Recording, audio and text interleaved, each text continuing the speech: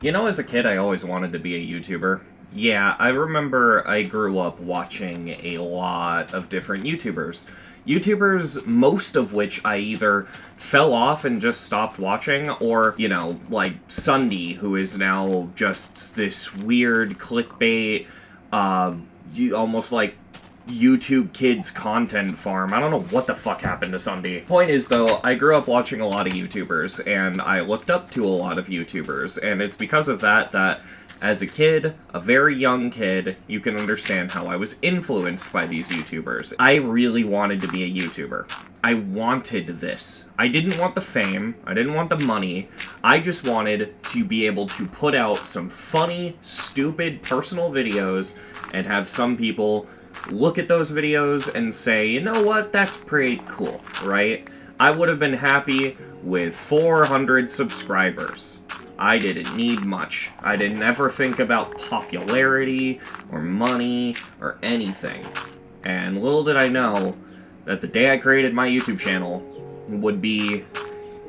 it'd be a bit of a life-changing event, we'll just say. Hold on, I was just going through the Newgrounds audio portal, and there's this person asking for music for their new mobile game. What is this Geometry Dash? Might download it on my phone and try it.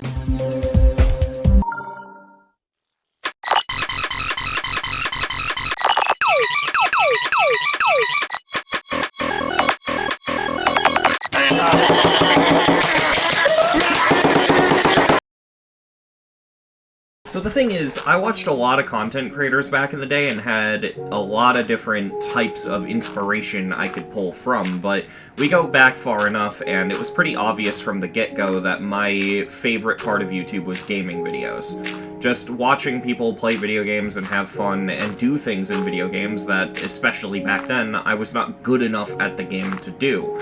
Seeing people do these almost monumentous tasks for fun was oddly entertaining. It's weird because some of my favorite content back then and today has remained the same. People making videos on really hard challenges, but the videos are just casual. Stuff like the modern day Can You Beat format has always been my favorite shit to watch. I remember some of my favorite shit to watch back then was stuff like PewDiePie playing Skate 3, Jacksepticeye playing BeamNG Drive. You know, classics. In fact, just to give you an idea of how much this shit influenced me back then, to this day, about 10 years later, and I just bought BeamNG Drive because I remembered Jacksepticeye's playthrough and wanted to try the game. Yeah, this shit stuck with me. Now I'm gonna let you in on a little bit of a secret that I've not really talked about with anyone. Believe it or not, this is not my first YouTube channel, and I'm embarrassed to share what I'm about to share, but you know what? It's part of my history and it needs to be shown. But I'm not going to show a lot of it for reasons that'll become obvious. My original YouTube channel, which the name of the channel was my full legal name, hence why the channel is completely private, you cannot find any of this online. I created this channel when I was super young and, oh boy, the content on this channel was cringe. This channel ended before I discovered GD. I don't really remember why, to be honest. Chances are, at the time, I couldn't remember the password, although nowadays I'm back into it. I just stopped uploading to this channel for whatever reason. So what was the content on this amazing YouTube channel like? Well, Hey guys, today we're going to be reviewing the Sega Genesis. I got it for Christmas. They have them at Bed Bath & Beyond. They're pretty badass. So you already know how to do the hookups, but these have to go in the AV. Yellow goes in yellow, white goes in white, and there's no red. Where am I supposed to go? Honest to God, I don't know. yeah, needless to say, we've come a long way. Now, these videos are entirely, I guess, not canon to the Nothing is Scary verse, because they're on an old channel, they're all private, and honestly, I was so young I didn't know what the fuck I was doing, but it's just funny to be able to look back at this and see that even back then I was trying my best. Little old me was desperately trying to be a gaming channel. They're pretty badass. So through watching and, I guess, trying my best to make these gaming videos, it was pretty inevitable that I would eventually stumble into at at least one Geometry Dash video. Now, funnily enough, up to this point, I had known about GD, and I had played it. I'm pretty early into at least the game itself. I discovered it all the way back in 1.3, but I wouldn't really consider my history with this game to start properly until update 1.9. Considering the kind of content I watched back then, and the content I attempted to make back then, it's no shocker that I got recommended Eric Van Wilderman's content back then, and I didn't discover him through GD, funnily enough. Eric Van Wilderman, for those of you who don't remember or are too young to remember, used to be a variety channel, similar to channels like Jacksepticeye and Markiplier. He was attempting to upload a large variety of different games. And to an extent, you know, this has completely died off, but this used to be a big thing. I remember watching stuff like his Unfair Platformer playthrough. As a matter of fact, Benson, the only reason why you're here is I am just gonna beat you when I get angry, okay? No, fuck you, son of a bitch, if you do that, I'm gonna cut your throat while you're sleeping, you fucking asshole! Benson, I'm gonna beat you so hard you won't be able to pick up that knife. Now, if I haven't made it obvious up until this point, the reason I didn't find him through his GD content is because his GD content didn't exist yet. I discovered him before he uploaded the Stereo Madness video. And it's because of that when he uploaded the Stereo Madness video, and the subsequent GD videos after that, I watched them. Not because I cared about GD at the time. I didn't know what the fuck the game was yet. I found out through these videos, but because I liked Eric's content. I found out about GD through Eric. Except, not really, because this is more indirect than you'd expect. As I said, I did play GD Lite before this, but in my head I didn't know there was a community, and on top of that, I think I categorized it in my head in a similar plane as stuff like Where's My Water, Angry Birds, and Stupid Zombies. Holy shit, I'm old. And see, Eric's video alone didn't lead to me discovering that there was a GD community. It was more the catalyst. See, Geometry Dash and the YouTube recommendation system kind of mix weirdly together, because if you've never heard of GD, you will almost certainly never get recommended a Geometry Dash video. But if you click on one video that has anything to do with Geometry Dash whatsoever, it doesn't matter what it is, just anything that has to do with GD, YouTube's recommendation kicks into overdrive and suddenly starts recommending a shit ton of GD stuff. This is what happened to me. I don't remember how many of Eric's videos I watched before I ended up finding other GD videos. I know that it was in 1.9, though. It was sometime during the Rob Top level era, but I don't really know where exactly. I mean, hell, it might have even been when he was playing the Neptune V2s. I have no clue. I just know that it was in 1.9. I remember watching Eric play, and then I got recommended another video on the sidebar. It was from a YouTuber I'd never heard of before. Someone named Cyclic? That's a weird name. What the hell is a Cyclic?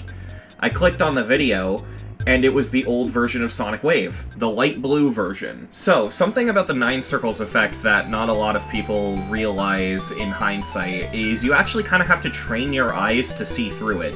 Most people, I think, can see through the effect, but at least initially, the whole level basically looks like how 9 circles dual waves look. It just looks like patterns on top of patterns that you can't really see through, and it almost makes it feel like just a level where you're bursting through a bunch of walls you can't see.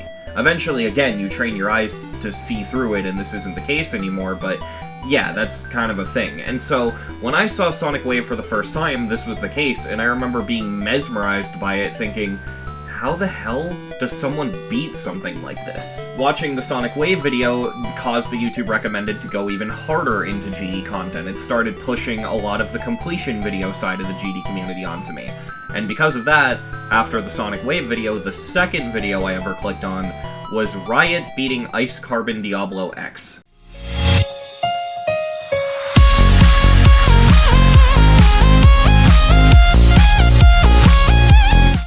Watching this video showed me that yes, stuff like this is legitimately done by real people. This was insane to me. I think it's kind of funny looking back that the only thing I needed to prove that this was legit was just Riot's microphone being on and nothing else, because nowadays this would not be enough to prove legitimacy, but yeah, back then it was. It's really wild because this level just looked so stupidly hard. I mean, those ship gaps, how could anyone do anything like this? Yet, here it was. was Riot absolutely demolishing this level. And yeah, I would immediately subscribe to Riot after this. This was a turning point for me where I started to finally get invested in the GD community. That being said, and I was like this not just with GD, but with most content I watched back then, once I found one content creator that I liked, I tended to stick with that one content creator and call it a day. Like with Minecraft, I watched Sunday, with Call of Duty videos, I watched Merc Music, and with GD, I mainly watched Riot and Eric Van Wilderman. It's odd because I'm not really like that anymore, but I'm still kind of like that to an extent. To this day, I have never watched a Brandon Larkin video, and I don't really plan to. Not because his content's bad, but because I just have this weird attitude of sticking to one content creator and calling it a day.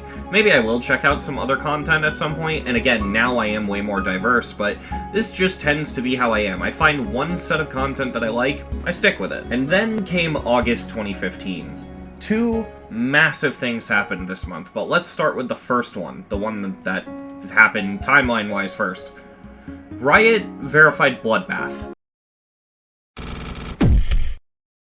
Now, unlike a lot of people at the time, I had never heard of Bloodbath. I didn't know what it was, and I was so out of the loop with the community that I just kind of discovered it through the verification video, despite the fact I was around beforehand. Even more sad is even if I did know of it, I was so young that I didn't even know what Twitch was at the time, let alone had the ability to go watch Riot verify it. So, yeah, I just kind of discovered it through the video, and, safe to say my mind was blown. Holy shit, this level is hard. But ignoring that, because that was my first thought, but that wasn't my only thought, one of the first things to pop in my head was, this level looks so cool. Like, this is actually beautiful. I didn't really have standards for deco at the time, because again, I was as young as I was, but even back then I knew that this level looked fucking amazing.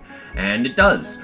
However, unfortunately, even back then, I knew that I would never be able to beat this level. Immediately after that, 2.0 released. Update 2.0 pushed that feeling of, wow, this level looks fucking amazing, to the absolute extreme. Holy hell.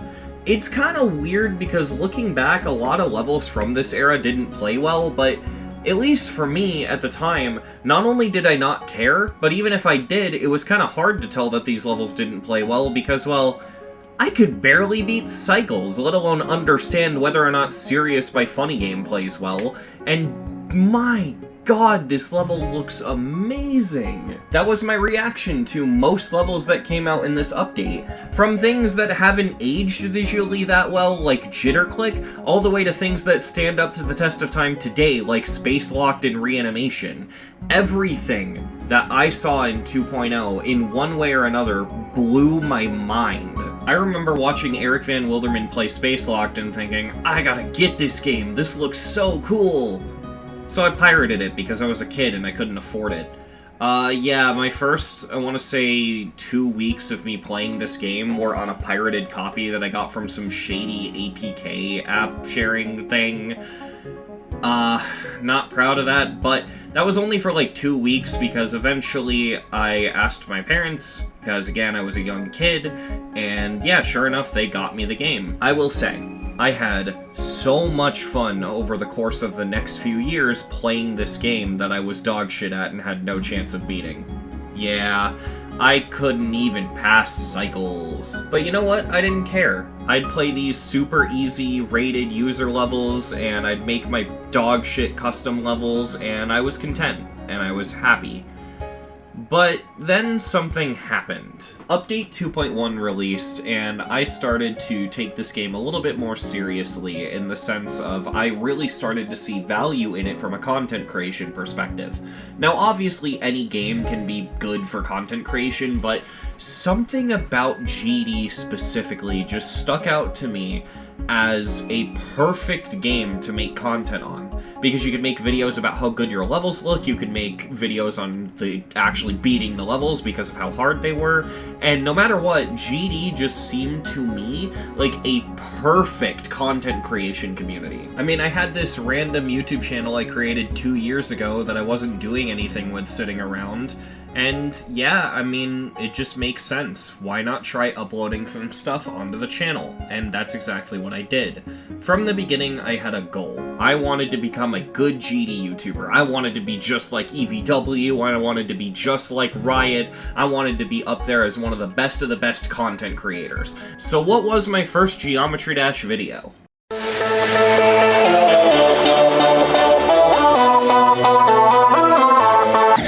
Absolute fucking cinema. Yeah, a lot of my old videos are of this caliber. Oh, this is a cool thing, I'm gonna share it, and the thing really isn't that cool. Like, you know, just childlike wonder leading me to find things cool that weren't, and, yeah, I don't really like a lot of my old videos. There's a reason they're private, but they did exist for the specific purpose of getting me where I am now. Like a lot of my old levels, they sucked ass, but you know, they needed to exist for me to improve to a point where I could make something that's, you know, presentable. I don't regret my old videos at all. They needed to exist to get me where I am today. Everyone has to start from somewhere, but I do regret how long it took me to get to that somewhere. For reference, the footage you're looking at right now is of an old deleted level and private video of a level I created called Rainbow Factory. This video was released September 16, 2017. I didn't get out of this rut until 2019 when I beat my first demon, and even then, that's just when I started beating demons. That is not when my levels or my content got good. So yeah, it took me a long time to make anything presentable, but at the time it didn't matter because I was proud of the shit I was making, and I was effectively making this stuff for myself. However, this did give me something to upload. Beating my first demon allowed me to upload demon completions, which, you know, nowadays I don't think you could sustain a channel off of that, but my goal, again, was not to get attention. I just wanted to upload cool stuff, and in my head, wow, I get to upload demon completions. It's just like that Riot guy used to do before the weird shit with his channel happened. So yeah, I beat the Nightmare. Then I beat the Lightning Road. Then I beat Platinum Adventure. And then I jumped to Retro Circles. Now, remember how I said that I was heavily influenced by old content creators like Riot and Eric Van Wilderman? Retro Circles is the start of a trend where I would beat a level purely just because I was nostalgic to it and wanted to do it. And this trend has not died to this day. There are several levels I want to beat for that exact reason. There are so many levels that I beat purely just because other content creators I respected I had beaten them. Retro Circles, Reanimation, JitterClick, F, so on and so forth. For the rest of 2019, I would slowly but surely start beating more and more demons. I beat Clubstep, I beat ToE2, I beat Xstep V2, I beat Invisible Clubstep, I beat Ultra Paracosm, I beat Infinite Circles. I beat quite a few of things, right? And everything was going smoothly until I decided to start going for Deadlocked. For those of you who haven't attempted to beat Deadlocked on mobile, the wave section, even to this day with my modern skill, it's not doable. It's so hard. I didn't beat Deadlocked on mobile until a couple months ago, if I remember correctly. It is not easy, but that ended up not being a big deal because Christmas 2019, I got my first computer. For all these years, here it is, sitting in my closet. The old Dell Optiplex. This thing was like 80 bucks on Amazon. It's a real chonker. It's a piece of shit. It has a VGA 4x3 monitor. This thing was kind of, honestly, a beast for what it is. Like, this thing's a piece of shit, obviously, like, look at it. But somehow I was able to run Borderlands 2 on this thing. And so, you know what? It was enough for me because I was able to play GD, and that's all I cared about. Fast forward half a month later, and I would beat Deadlocked, which was huge for me. I didn't know if I could possibly beat anything harder than this. And then I remembered a really cool level Eric Van Wilderman played called Reanimation.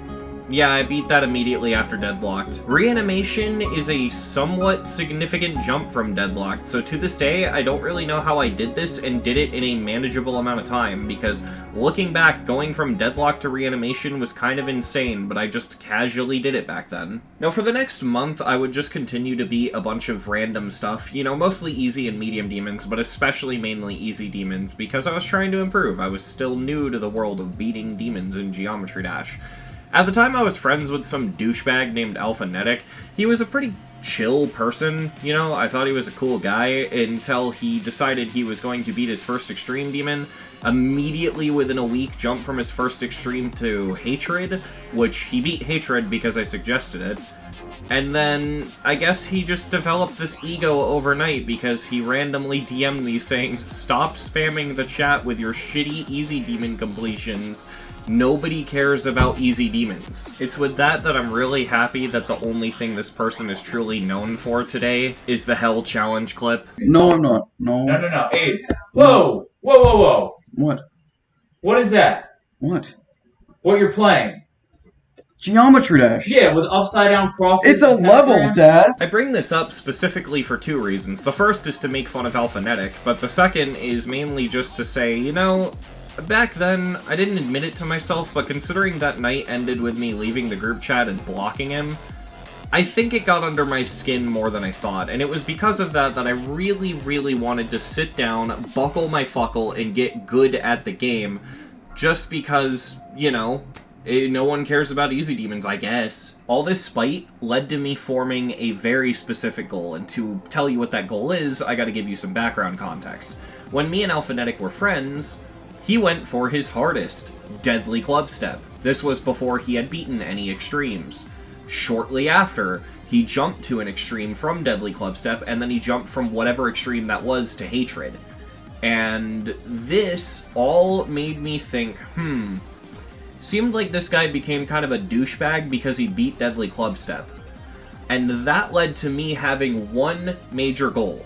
I would beat Deadly Clubstep and not turn into a douchebag. So before it was just ambition, but now it was spite and ambition that fueled me, and so I decided I was going to lock in and just try my hardest to improve at this game. Luckily, an event would be right around the corner that would help me do exactly that. Now to growing concerns about the deadly coronavirus. COVID-19.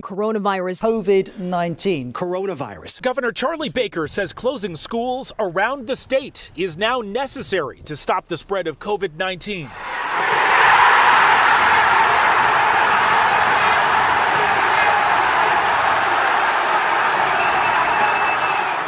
I am not saying that COVID was a good thing. What I am saying is that I am an introvert that's scared of talking to people and hides in my room for that exact reason. So you can imagine how, you know, not having to go to school and having more time to play GD was pretty exciting for me. The thing about the lockdowns giving me so much time to play GD and not having to worry about school is I really improved at GD over the course of 2020 and 2021. Like really, let me just break this down for you. To put this into perspective, I have created a little Google sheet for all of my demons, and one of the things I added to it recently was the date I uploaded all of the videos. Using some Google Sheets code up here, I can actually sort them by oldest to newest upload date, and if you look, I completed 81 demons in 2020 alone.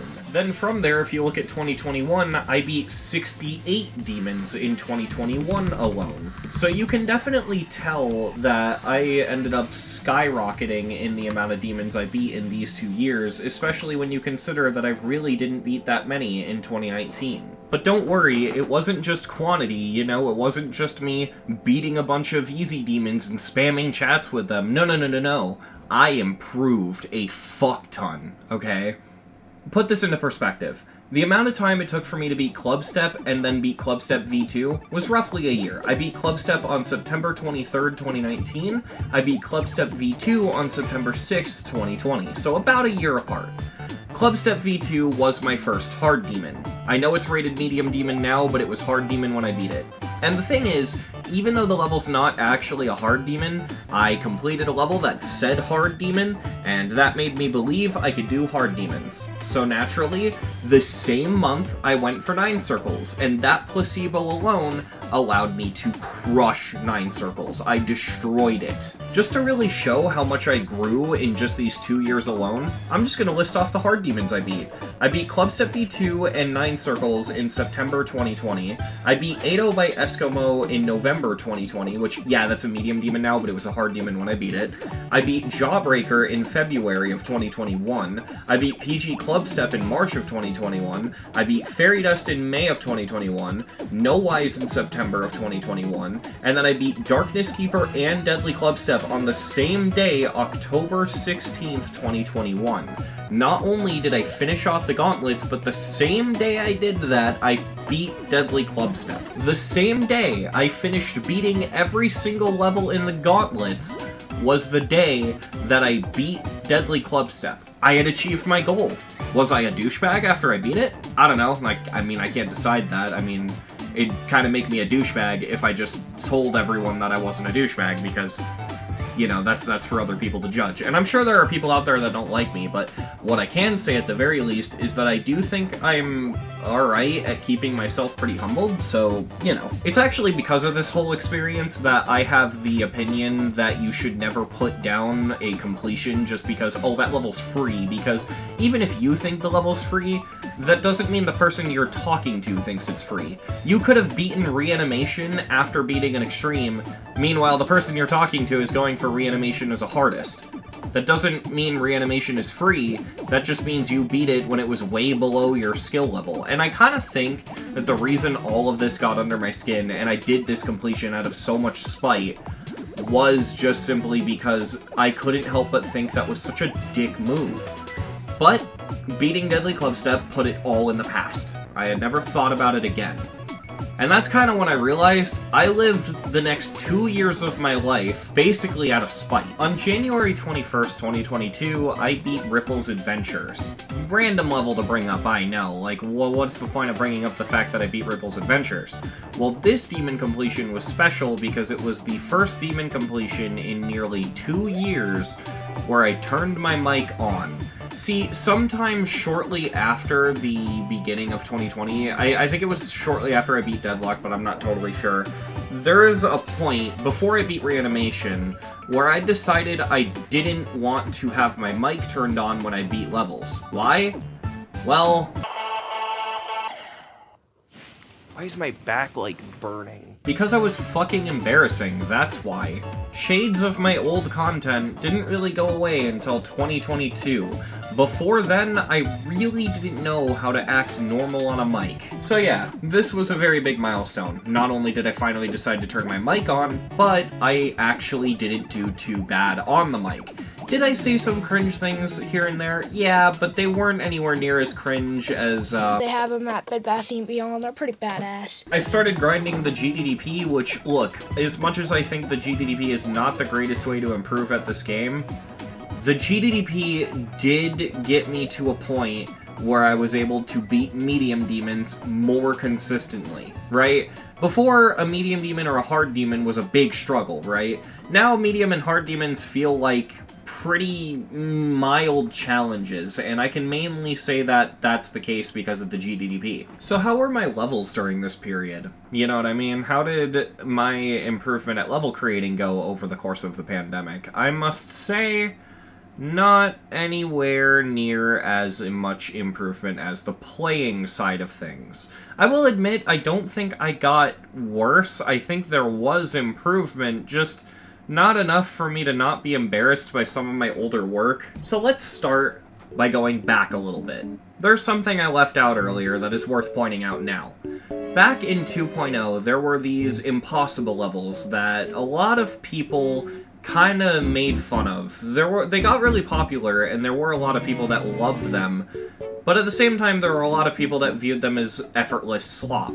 These were the silent levels. These were levels that existed to bombard the player with impossible spam and ridiculously tight wave gaps, and no one's ever going to beat these levels. And a couple of them directly inspired my style of building. The level that's most important for this topic is Slaughterhouse by Ice Cave. The old one, not the new one. When I first saw Slaughterhouse, when young child me first saw Slaughterhouse, It was my first time experiencing artistic interpretation through the lens of death of the author. I looked at this level, creator intent not important to me, and I looked at this level through the theming of a slaughterhouse, a machine dedicated to just killing animals in mass and turning them into meat. I remember seeing the non-spam mini-wave part towards the beginning of the level and thinking it kind of looked like these bloody tubes with liquid pouring through them. Picture like a blood bag. You know how sometimes whenever you go to the doctor, they use a syringe on you and they pull out blood from you with the syringe and it like goes through the tube and gets stored into a bag? That's kind of what I pictured with this. I thought that the wave trail kind of looked like, you know, blood going through the actual tube. Is this all kind of morbid for a child to be thinking about now that I say all this out loud? I'm not sure. Point is, I always interpreted it this way, and because I was kind of an edgy kid and I really liked creepypastas and, you know, I was just generally exposed to darker topics, I thought the idea of a level themed around like a horror slaughterhouse was a really cool idea, and because of that, this level always stuck with me. And it would be something that I'd always just think about. And this is just where a lot of my inspiration lies as a creator. A lot of Iced Cave levels like Old Slaughterhouse, and a lot of stuff like, say, Thickets levels. I've always loved how in Exasperation, and especially in Commodiousness, how Thicket plays with the game's physics and bugs and hitboxes. Like, there's always something really weird that he puts into his layouts that's always very interesting. So with the Sage set, let's come back to my levels. You can clearly see as I kept creating and creating all of my inspiration on my sleeve. First of all, Circles levels. I don't need to name a specific one, every single one of them. For whatever reason, I've just always been obsessed with making Circles levels, and even if I try not to, somehow my levels just accidentally end up being Circles levels. It's a weird thing, I don't get it. But also, if you look at my gameplay, a lot of it's inspired by Iced Cave and Thicket, and on the more possible end of things, stuff like Alkali and Kermal. Slowly but surely, my levels started to improve. It never really got to the point where my levels were presentable or even, like, remotely considerable for a rate, but you could definitely tell I was trying. My level anxiety looks pretty good on the first half, but gets worse and worse the farther in you get. It never really looks super amazing. I mean, you can tell that I was a kid when I made this, but you'd also be impressed to know that I was a kid when I made this. It's not terrible, it's just not great. I remember I eventually released a level called 9 Bells. Looking at it now, it's definitely not the best in the world. I mean, I use the finger dash blocks incorrectly and don't fuse them together properly, but at the same time, this was the best looking thing I had created at that point in time. I've done better since, but this was a milestone for me. This was my best looking level when I made it, and yeah, I really, to this day, don't think this is the worst. I mean, it's cheesy as hell, but again, it all comes back to that whole thing of you could tell that I was trying. Eventually, I released I Can't Fix You, and this level was a big deal for me because of how long I worked on it. I was in the editor on this level for a long time, and you know what? I think it paid off. This level, I mean, nowhere near as good as the stuff I've done now, but it's pretty alright. I mean, this is coherent, it's got a clear theme, and it looks decent. I think I'm pretty proud of this one. Except the object count is, like, ridiculously high. Just to put this into perspective, I pulled up the level here, and let's go into the editor. You'll notice it's taking a little while to load. That's, yeah, there's a reason for that. Give it a second and it will load, I hope. Oh, yep, there we go. Okay, so, if I go ahead and I go up here, you know, this is the block design. It doesn't look too bad, right? Except if I hit escape, 238,543 objects. Now, what do you think warranted this object count? Well, you see, back in my older levels, I was afraid of people being able to see above and below the block design, because that was a mistake I used to make. Transitions making the block design, you know, making it so you could see above it or whatever. So what did I start doing? Yeah, I did it with everything, even the backgrounds. They're not even rendering properly in the editor. This is like an issue for the whole level. Like, let's turn off preview mode and just look at this. It's inexcusable. Now, what's funny is, for the first year of this level's existence, it didn't have an LDM. Now it does, and the LDM cuts the object count pretty massively, I'm not gonna lie. But yeah, that's what was wrong with this one. So now let's return back to the channel and to the content and the demon grinding side of things, where we were before. So in terms of the channel, it pretty much stayed the same, just a bunch of demon completions, but now a bunch of shitposts got added to the mix. Just random joke videos that I uploaded on a whim. I was uploading to about 400 subs, and I remember back then thinking, 467 subscribers? That's a lot! Holy shit, I'll never get past this point. And I only remember the number specifically because I remember thinking, wow, I'm hovering around 467 subscribers for a long time. Like, it's been almost a year, and it hasn't even moved one sub. At this point, I randomly just decided to make the Geometry Dash iceberg. And it's not the iceberg I've been working on now. This is an old iceberg that I personally created. I'll throw the image on screen right now, but this video was 3 hours. I covered the entire iceberg in one video, and this video is kind of hard to watch, because this is when I was just starting to get my footing in the door. I had pirated Sony Vegas around this time, and that at least made making this video manageable, but yeah, I didn't cut out stutters, I didn't, you know, I was still getting my mic work in, so there'd be a lot of, you know, pauses, and I would just, like, I don't know, let myself kind of think, and yeah, that was what the video was like. It was just that, and it was super fucking hard to watch. The iceberg itself was also pretty goofy, focusing more on the conspiratorial and game mechanics side of things, so the iceberg had stuff like electrodynamics, negative emotional aura, and Geometry Dash is satanic, and shit like that, right? But you know what? It doesn't matter. None of that matters to me. I'm proud of this video because this was the first true modern Nothing is Scary video. Although it's more proto-modern, because there's a lot of things that I wouldn't do that I did in this video that I just didn't do well. That being said, this video was definitely the first of its kind, and I'm really glad that I made it because it kind of showed me that I could do these large-scale editing projects. Of course, even after this, I'd keep beating stuff. I beat Words by end level in Salaxium, which ended up being a pretty important demon completion for me.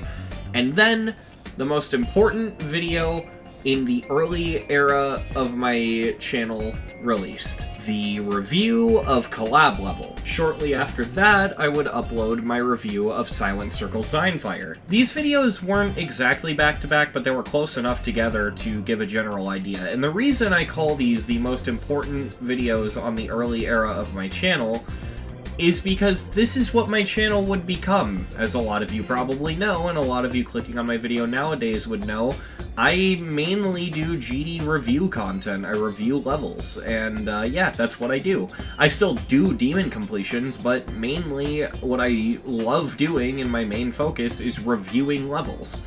And these two videos were exactly that, me just deciding to review levels. Now, what are my main inspirations with my review content? Because they do exist. Anthony Fantano and Mysterious Mr. Enter. Those are my two biggest pieces of inspiration. Now, the latter might concern some people because Mr. Enter kinda, you know, says some weird things sometimes, but I don't know, I respect him a lot because at least he's honest about how he feels about things. One thing I will say is, yes, Mr. Enter does kind of have a reputation for having bad opinions, but I don't really think bad opinions are a thing, you know what I mean? I think that you can disagree with someone and that's fine, but that doesn't make the opinion bad. That's just a hot take. Right? If it's an opinion that most people disagree with, it is an unpopular opinion. It is a hot take. It doesn't make it a bad opinion. But yeah, if you just look at my content, both modern from this era and anywhere in between, you can definitely feel my inspirations, especially the Anthony Fantano inspiration.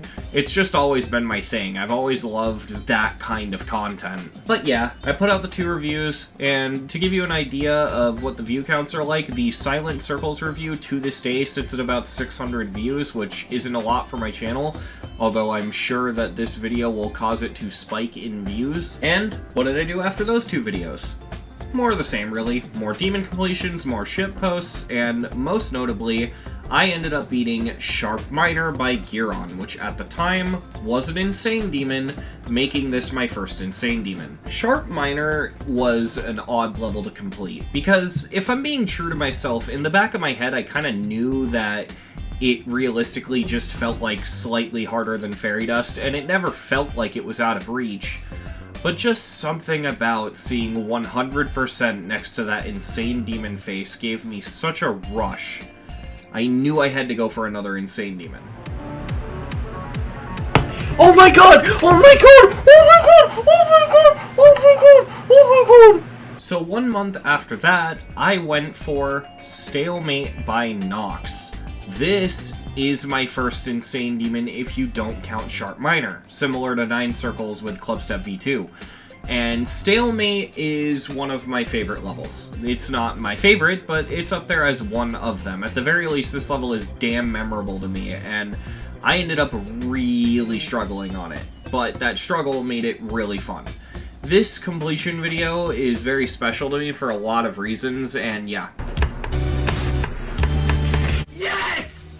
Yes! Yes! Thank you! I made a video talking about why the list sucks, which in hindsight I'm not a big fan of. I beat Poltergeist, which was pretty big. Honestly, my Poltergeist completion is still one of those ones that I look back on and don't know how the hell I did it. Nowadays I could easily re-beat Poltergeist if I wanted to, but back then the barrier was very big, and I just kind of like got 61 one day, like out of nowhere, and then just kind of did it. And I don't get that to this day. And then I made my video talking about why the rate standards suck. Now, unlike my demon list video, to this day I'm proud of this video.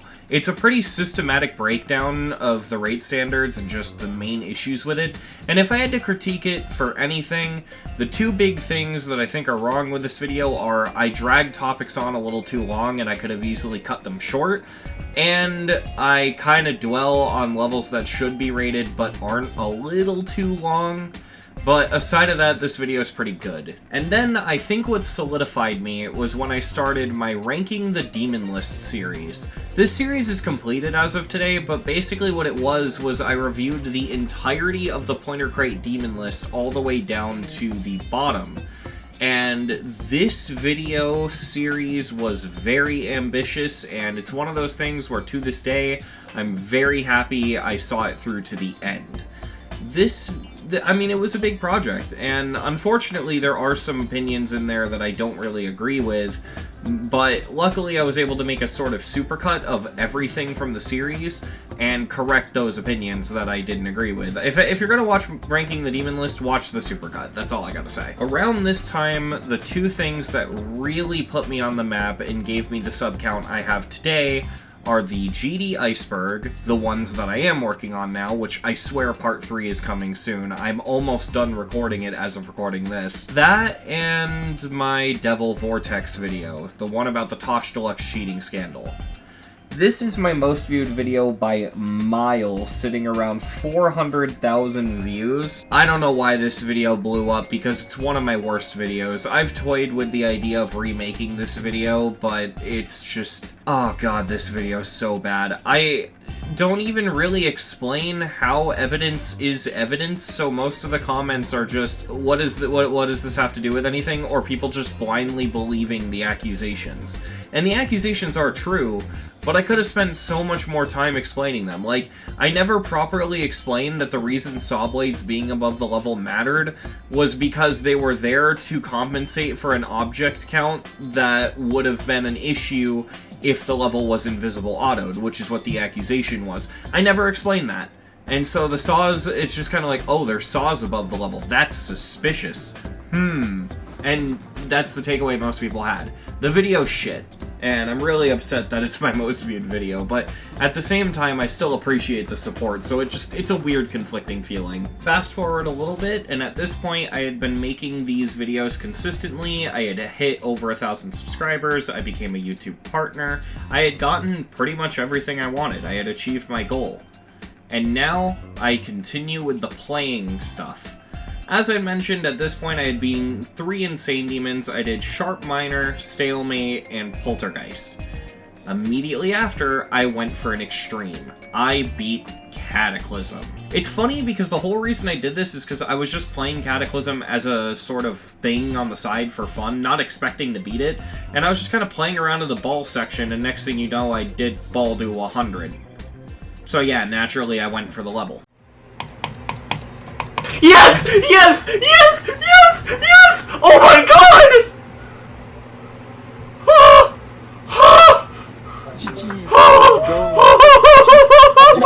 GG! GG! It's fucking over! My content just continued to get better. I think at this point I was starting to make a lot of bangers like I don't like Tidal Wave and why Stacker Ultimate shouldn't be rated. These videos are just well made, and I'm really happy with them. And I still feel like I've managed to improve pretty quickly over time, and yeah, I think that my content has just generally gotten a lot better. And then I started to release some banger levels. I definitely started to improve as a creator. Again, I don't think I've really reached the point of rate-worthy, but a lot of my levels were getting good by now. You had stuff like Muted Circles, which was a pretty faithful Silent Circles remake with really fun gameplay. You have a lot of my impossible levels like Silent Ambrosia, which legitimately looks really cool. It is one of those impossible levels where you can't see the gameplay, but still, it looks neat. And my magnum opus at the moment, Trip Sitter. It's funny because the main effect in this level was made by accident, and I thought it looked cool. So I built around it, and next thing you know, the level looked good, and that's how the level came into a creation. This is just one of those Bob Ross happy little accidents. I also started to realize that those demon completion videos that I used to upload constantly, well, all the way back to that advice Alphanetic gave me of spamming your stupid fucking easy demons in the chat, in one way or another, by pure accident, it ended up kind of being correct. Because, yeah, that was keeping people from subscribing. I uploaded too many easy demons. So what did I do? Because I didn't want to stop uploading them. I uploaded them for legitimacy to prove that I beat them. So what did I do? I started the monthly demon completion series, where instead of spamming my uploads with them, once a month I would have a big compilation of all the demons I beat. That way it's just one upload and it doesn't spam people's sub box. And that brings us to where we are today. That is the entire history of my channel, and you might be wondering, where do we go from here? Well, realistically, all I can do from here is just keep improving my content. When it comes to the levels I'm beating, Bloodbath. I'm 100% doing it. It might take me a long time, but I know for a fact I'm doing it. And that's kind of terrifying, because if you remember, way back at the beginning of this video, when I first saw Bloodbath, it felt impossible. Like, it was not doable. This was only something that the best of the best could do, and yet, this happened the other day.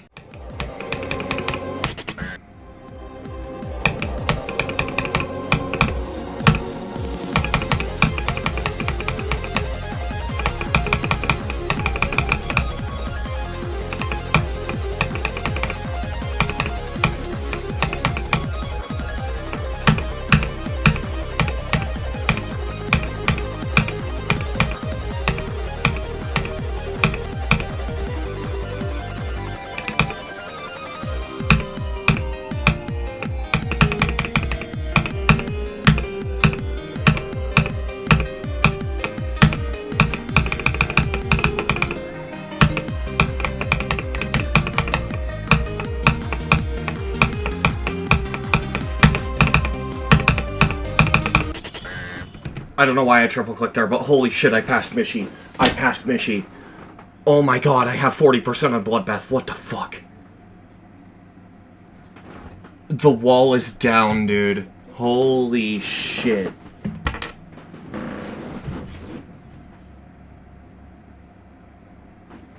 Oh my god. There are 2 more walls for me to topple. There is Crack's part, and there is Etzer's part. I guess throw Giron in as like a tinier wall, one that you could feasibly like bash your head through. You know what? I think I don't do this for any other level, but with this level's difficulty it makes sense. I think it's time for an attempt count intermission. Currently 8,267. Let's grab calculator. 8,267 plus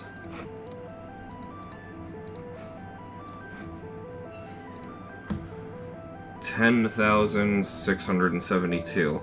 Okay, so far I have put in 18,939 attempts, and that's just to pass Mishi. Wah. No, not cap a boss fight. Get the fuck out of here.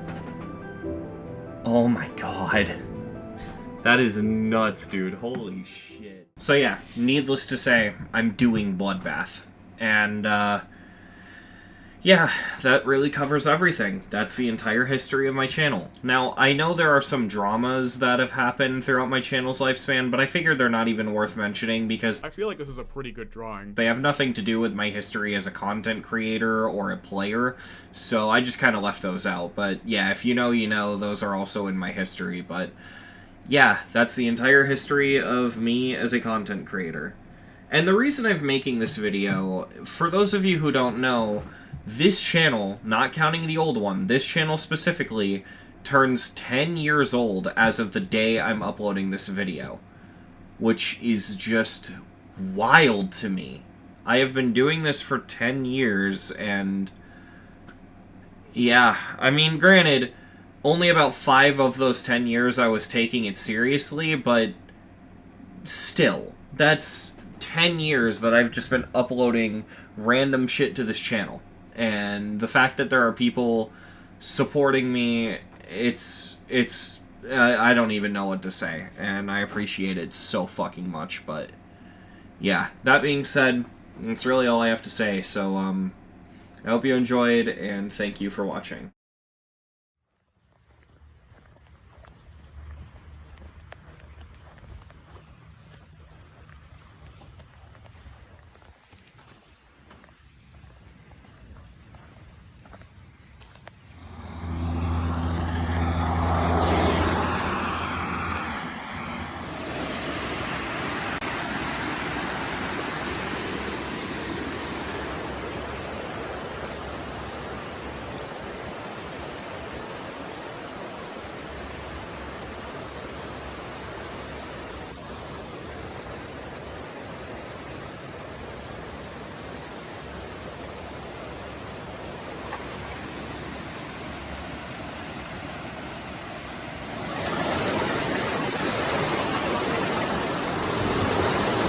I can't believe I just came all the way down here for this.